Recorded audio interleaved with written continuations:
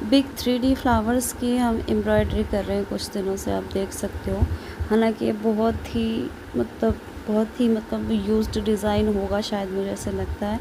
But क्योंकि जो कुर्तीज़ वगैरह है ना, उनके लिए फैब्रिक आजकल जो वर्क वाले आते हैं वो कुछ ऐसे आते हैं जिसमें 3D फ्लावर्स का यूज़ बहुत ज़्यादा होता है। और मुझे भी 3D फ्लावर्स का यूज़ करना है, फैब्रिक से नहीं लेकिन DIY, क्योंकि फैब्रिक तो मैं ख़रीद दूँगी तो मज़ा नहीं आएगा, क्योंकि वो बना बनाया आएगा, उसमें से नहीं सीखने को कुछ नहीं मिलता और DIY भी नहीं होता, अपने हाथ का कुछ अलग कमाल होता है। तो ये बाहर निकाला है हमने इस ब्राउन कलर के सिल्क थ्रेड को, और फिर अंदर उसी के पास में घुसा दिया है, और फिर बाहर निकाल के, और फिर उसके बाद हमने इसके ही थ्रू टाइट करके और इस धागे को टक इन कर दिया, जिससे हमारा ये पेटल फिक्स हो जाएगा। उसके बाद थोड़ा सा भर जाए इसके लिए हम नीचे से ऊपर की तरफ धागा लाते हैं और फिर टक इन कर देते हैं। तो ये हमारा थोड़ा सा भर सा गया है और इस तरीके से हमारा पहला पेटल कंप्लीट हुआ है। माय गॉड, 1 मिनट में पहला पेटल कंप्लीट हुआ है। उसके बाद हमने सेम चीज़ दोहराई और अब हम यही करेंगे। इतना सिंपल है, इतना इजी है। मेरे ख्याल से आजकल बच्चों के पास इससे ज़्यादा दिमाग होता है तो वो इससे ज़्यादा डिफ़िकल्ट एम्ब्रॉयडरी कर पाएंगे, बट क्योंकि हमें ये जल्दी जल्दी करनी है और दिमाग लगाने की इसमें ज़रूरत नहीं है, तो हम इसको फटाफट करते जाएंगे। ये बात पक्की है कि फ्लावर्स वाले फैब्रिक आप बहुत टाइम से देख ही रहे होगे, जो बहुत चलन में रहते हैं।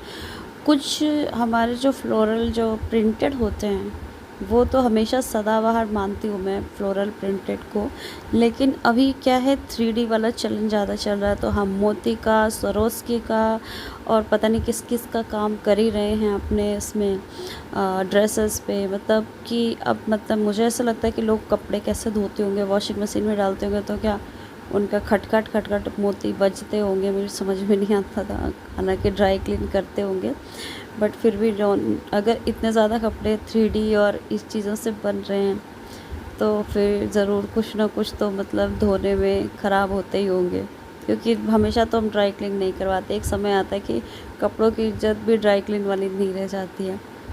एनीवेज़, तो हम जो 3D वाला जो फैशन है उसको कंटिन्यू करेंगे।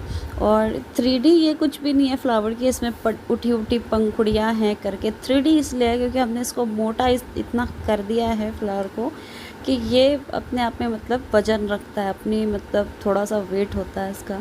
तो पहले क्या किया है कि मैंने ब्राउन कलर ले लिया, ब्राउन कलर का अभी पेटल बनाते जा रहे हैं। और कसम भगवान की, ये इतना उलझता है सिल्क थ्रेड, लेकिन इतना नहीं उलझता नॉर्मली जितना कैमरे के सामने, कुछ ज़्यादा ही उलझता है। मतलब कैमरे का इसको फियर होगा।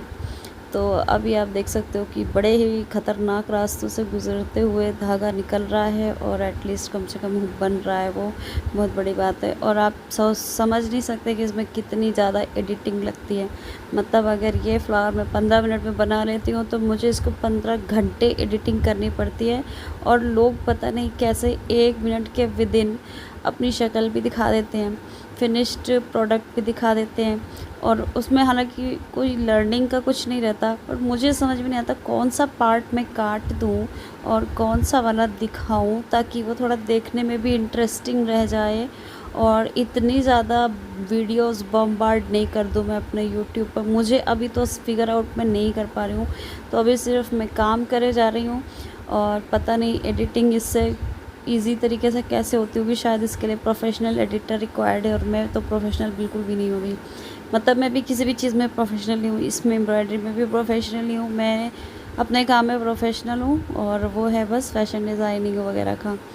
बट वो मैं इसमें लिमिटेड ही दिखाती हूँ, क्योंकि पता नहीं क्राफ्ट में फैशन डिज़ाइनिंग वगैरह आती भी है कि नहीं, फिर भी मैं दिखा देती हूँ कि मेरा मन ललचाता रहता है कि दिखा दूँ।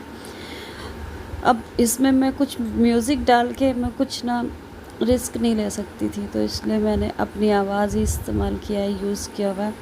अभी आप देख सकते हो कि मैंने इसमें 1 मीटर मतलब 2 मीटर का धागा 12 स्ट्रैंड्स का और 3 बार मेरा लगा हुआ है। तो आप सोच सकते हो इसमें कितना धागा लगा है, तो 3D तो बनना ही था।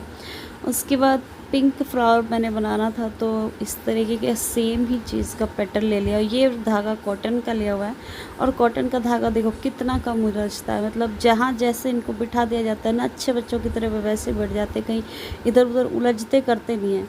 तो कॉटन इसीलिए तो मतलब कॉटन की अपनी एक इज़्ज़त है, मतलब एक अपना मतलब वो है, क्या कहते हैं उसको, एक इमेज है इसकी कि भाई बहुत ही अच्छे से बिहेव करता है। और हम ट्रॉपिकल कंट्रीज़ वालों के लिए कॉटन ही सबसे बढ़िया है।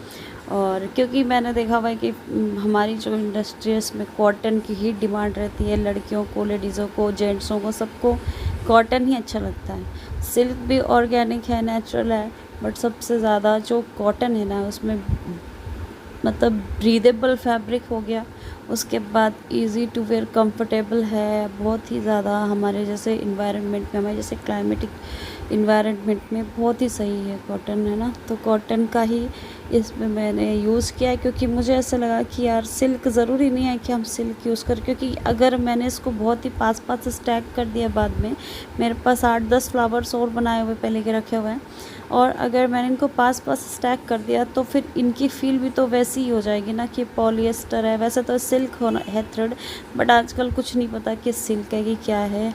तो ओरिजिनली सिल्क ही होता है। मैंने टेस्ट करा हुआ था, तो अब हर धागे का तो मैं टेस्ट नहीं करती हूँ, बट इन कुछ एक धागे का टेस्ट करा हुआ था, तो बस सिल्क की ही प्रॉपर्टीज़ निकली थी।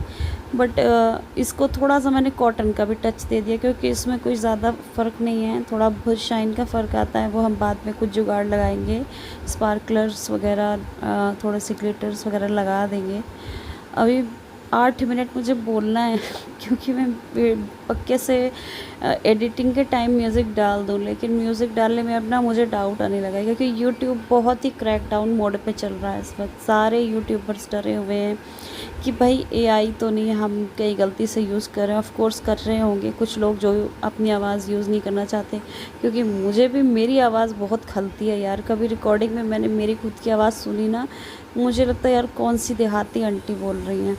मतलब थोड़ा तो पहले मुझे अंग्रेज़ों से बात करते करते थोड़ा एक्सेंट मेरा अमेरिकन टाइप का हो भी गया था, पर अब मैं बहुत दिनों से किसी के भी टच में नहीं हूँ ना, तो मैं बिल्कुल देहाती टाइप की आवाज़ मुझे मेरी लगती है। मुझे मेरी खुद की आवाज़ बिल्कुल भी पसंद नहीं है, पता नहीं क्यों। लोगों को कुछ को मेरी आवाज़ अच्छी लगती है। मैंने कहा चलो थैंक गॉड है दुनिया में, मतलब भगवान ने भेजे हुए दूत अपने। तो ठीक है, ये हो गई बात, पर क्या करें यार, बोलना ही पड़ता है।